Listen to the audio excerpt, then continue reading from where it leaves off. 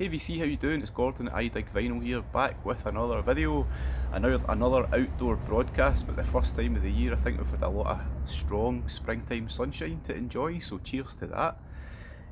What I wanted to do with this video is just jump on board Harvey, Spin the Black Circles thread that he started a week or two ago, and it's all about Mojo Magazine's 100 greatest albums list. Now, basically the idea here is I'll put a link to the list itself in the comments or the description.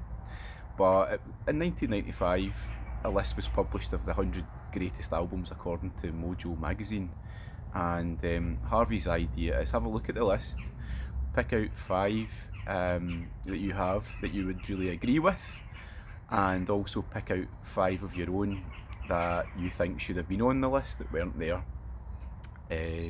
Now, I've had a lot of thought about it over the last couple of days.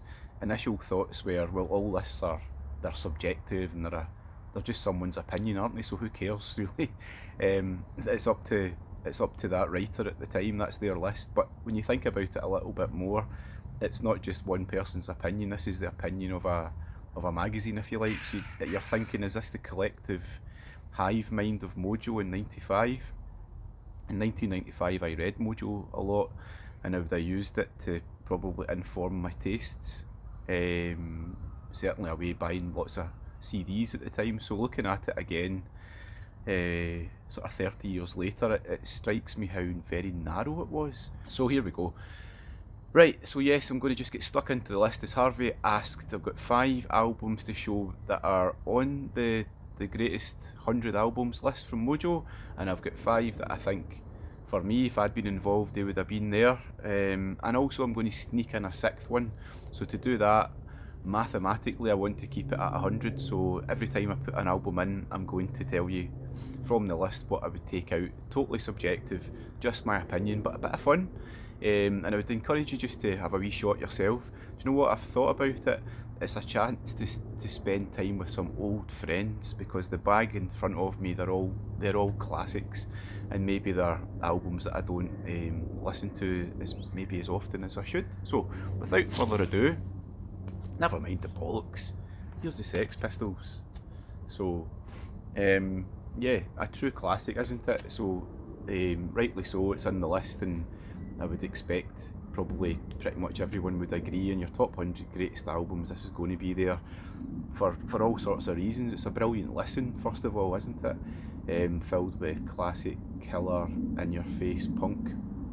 It's also one of those albums that kind of heralds a new movement, although certainly there have been some great albums just before it as well, but this is so influential. It's a great album. It's of its time. Stands up to the test of time though as well. Still sounds very, very fresh. It sounds vibrant. It sounds righteously angry. It's a brilliant album. So yeah, an album that I enjoy listening to every so often. I haven't played it for a wee while, but there we go. Get in there, the Sex Pistols. When I looked at the list, I had to look at it again, and then I looked at it again, because this is one that Christian and I very much agree with, and probably right-minded thinking people would think, where on earth is the Joy Division debut Unknown Pleasures? So bizarrely for me, Closer is there. Don't really have a great argument with that, or argument against that, but why on earth? Why Mojo, why? What was the discussion? Why would you not put Unknown Pleasures into your top 100 greatest albums? Take out Closer, stick in Unknown Pleasures. This is the debut. This one set the template. This is an absolute stonewall, all killer, no filler, post-punk banger. And I couldn't take your list seriously, Mojo, because that's not in there. I can't take your magazine seriously. You haven't put that in there. Just my opinion. But seriously though, what kind of classic rock magazine would not have that in their top 100? It's magnificent. It's got elements of punk to it, but clearly it's heralding in a completely new a new style, new genre of music. It's launched probably thousands and thousands of bands, in a similar way to the Sex Pistols probably did, and clearly Joy Division were hugely influenced by them too. But to not have that in your top 100, get a grip. However, more glad to see this one. I was playing it this morning. One of those albums that I don't play that often, but it's been kind of buzzing around in my head for, I don't know, 30 years or so. So this was number 6 and in the list, and I don't really care about the numbers. It's important that I guess Bob Dylan is reflected in the list. I think there's maybe three or four Bob Dylan albums that Mojo picked out. This was the highest one, so yeah, I'm not going to argue with it. I'm happy to see it in. So this is one that was there. This is joyful. It's joyful listening. It's glorious. It's the kind of, when you listen to it now, it's got a kind of sing-along feel to it. It makes you feel good. You're kicking off with like a Rolling Stone into Tombstone Blues, just like Tom Thumb's Blues. It's a great album, and I guess thank you to Harvey for putting the thread out there, because if it hadn't been for that, I would not have been listening to it. It's been sitting on the shelf comfortably for quite a while, but listening to it again today, it's fresh, it's uplifting, it's quite a majestic piece of work by Bob, so happy to see that on the list. Then I started to think, yeah, as I said earlier on, the list is quite narrow. It was put out in '95, so I appreciate that maybe early '90s albums, they're not really going to be represented. There was one, it's Massive Attack's Blue Lines, which was out in '92, so interesting that Mojo had already recognised the importance of that one, I guess. But started to think of other genres that are totally missing there, and here's one. So going back to '84, a wee chance to show off this cool Metallica album at Kill 'Em All. The reason I picked that out is just, again, it's similar to what the Joy Division album did, similar to the Sex Pistols album, I guess. It's something that heralds a new era, and this one's, now I'm no expert, but is it speed metal, is it thrash, is there somewhere in between, a bit of both, I don't know. But this is different,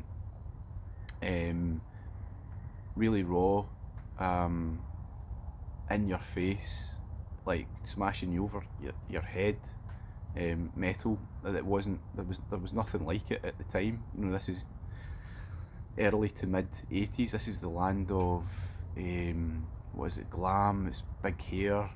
These guys came in and just changed that. It's still a very powerful listen. Songs like Seek and Destroy. My goodness, how good is that? Hit the Lights. The Four Horsemen. Jump in the Fire's one of my favourites as well. Put that one on and you're pretty much ready for everything or anything. And I find it surprising that the magazine hadn't really, I suppose maybe it's just not their part of what they're about in '95, but there isn't anything like this on the list. And I think in terms of albums that are important, maybe this is one, so that's why I thought I should put it in.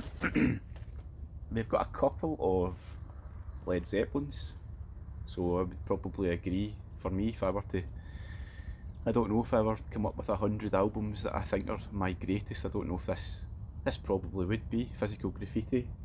I don't know, I love Led Zeppelin 3, that didn't make their list. I think they put in Led Zeppelin 4 plus Physical Graffiti. I do love this album. It was about number 98 in their list. It would be higher up for me. This is one of those ones where you think every single constituent part of the band are on fire. It's got songs like Kashmir here. John Bonham's drumming is just outrageously good. But as I said, every bit, every element of the band is, you know, at their max. So this is possibly towards peak Zeppelin for me. It's a monster of an album, loads and loads of stuff on it. Yeah, so I was happy to see that. So get in there, Physical Graffiti, beautiful cover. So yeah, that's one that I agree with. But again, I'm kind of trying to imagine the discussions that they had at the magazine, and I don't know if they did. Kind of seems to me that this is one person's work, because why wouldn't you put in a classic like Gang of Four and Entertainment? Come on, guys, who's making the call for influential, amazing post-punk like this, which is all killer, no filler? That should have been on your list, Mojo. So yeah, this would be high up in my list if I ever did it. Gang of Four's Entertainment, their debut, Out the Blocks. It sounds, again, quite different, I think, to what was out there at the time. Amazing guitar playing. Again, a wee bit like what I said about Zeppelin. All the constituent parts of the band here are on fire. I love the fact that they come out of the blocks on fire. So quite extraordinary at times. Damaged Goods. I think my favourite songs here. Oh, The Contract, cracker. Brilliant band, but a band I would like to get a bit more of out of Leeds, I think. And from the early 80s, Mojo, your list was done in 95. Have you forgotten about them? Have you heard it? So brilliant, a brilliant album. Should have been there for me. You would expect a bit of Bob. Yeah, a wee bit of Bob. And they've gone for Catch a Fire. Not arguing with that. Plenty of amazing Bob Marley and the Wailers albums to pick from. This one is interesting. You know, we've got stuff like Stir It Up, you've got Kinky Reggae, which is a great tune, Concrete Jungle, quite a powerful opener. Yeah, a really great album. It's nice to see something a little bit different being represented. Maybe an argument to put in a little bit more in terms of reggae. I don't know that there was much more than this single album, but this is, I think it's about 1974, something like that. Cracking album from Bob Marley. As I say, you can take your pick from, there's a run of about 5 absolute beauties around about this time, so no complaints from me. Beautiful album, Bob Marley, Catch a Fire. One that I would just swap, so they put in one R.E.M. album. What do you think of that?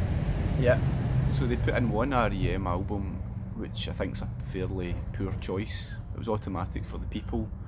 Why are you ignoring, come on Mojo, why did you ignore all the amazing IRS albums from the 80s? You've gone for that big kind of behemoth that smashed all over the sort of charts in 91, but you should have gone for something like this, in my opinion. R.E.M. Murmur. Let's go with the debut. That was a kind of scene shifter, groundbreaking, amazing album. Launching a band in a kind of perfect formation, filled with great tunes from literally from the opener all the way through. This was a band announcing itself into a scene that probably wasn't a scene at all, actually. I think it's 1984. Hugely influential. They followed it up with classic after classic after classic all the way through the 80s. So again, Mojo, you made a very obvious choice, but you would have been better off surely going a wee bit further back into the back catalogue and hit Murmur. One that was there, and again, no surprises, and happy to see the Smiths represented. The only one Smiths album in the top 100, and they've gone for the debut, which is probably the thinking I would have had with something like R.E.M. So here's the Smiths debut, self-titled. I always find it quite interesting that the album opens not as I would expect it. I would have expected a debut album with some real kind of banger tunes on it to start with, something like Hand in Glove, What Difference Does It Make, The Hand That Rocks the Cradle, something like that, but they don't. They go with Reel Around the Fountain, which I quite admire, although I think it's an unusual approach. Reel Around the Fountain's obviously a kind of slower, more sort of contemplative tune, and then these kind of big bangers come a bit later. It's to do with the confidence, I think, of the unit though. So it's a great album. Again, hugely influential. No surprise to see it there, the Smiths' debut. On the other hand, something that I think, again, are you serious, Mojo? You don't have Talking Heads. You don't have this amazing piece of work, Remaining Light, which is obviously a hugely important, influential, great album, a brilliant listen. Quite sort of unique again at the time it came out. Obviously influenced loads and loads of music through the 80s into the 90s. What are you doing, Mojo? You've got, listen, I'm actually going to say it now. You've got 3 Steely Dan albums in your list. 3, not one. One's okay, but 3. Take out one of them, put in Remaining Light. Now we can enjoy stuff like Born Under Punches. We can enjoy The Great Curve, that wacky opener, and cool tunes like Once in a Lifetime. So again, who made up this list? Who made this list up? Get in Talking Heads, get in Remaining Light. And yeah, and while I'm at it, where's your hip hop? You've got one hip hop album in there, one Public Enemy album. Now, you've ignored a movement. You've got about 8-9 years worth of a movement to include. So I think that's quite shocking as well. So what I'm going to do now is get rid of another Steely Dan, and let's go for a second Public Enemy. This is their third album. It came out in 1990, so 5 years after that this list was made, and they've ignored this, which again, shocking Mojo. This is an extraordinary album. It's one that I actually just got in yesterday, and I've been playing it a fair few times, and just what a vibe. This album's got a bit of everything. It's an absolute vibe. It's kind of party bangers as well as really kind of serious stuff. So you get stuff like Flavor Flav on Can't Do Nothing For You, in amongst like Fight the Power and Fear of a Black Planet itself, Power to the People. A great album. So Steely Dan out, nothing against Steely Dan, but take that one out. Let's get another wee bit of hip hop in there. I don't actually have Beastie Boys or NWA to show, but I would have thought Mojo would have been pretty aware.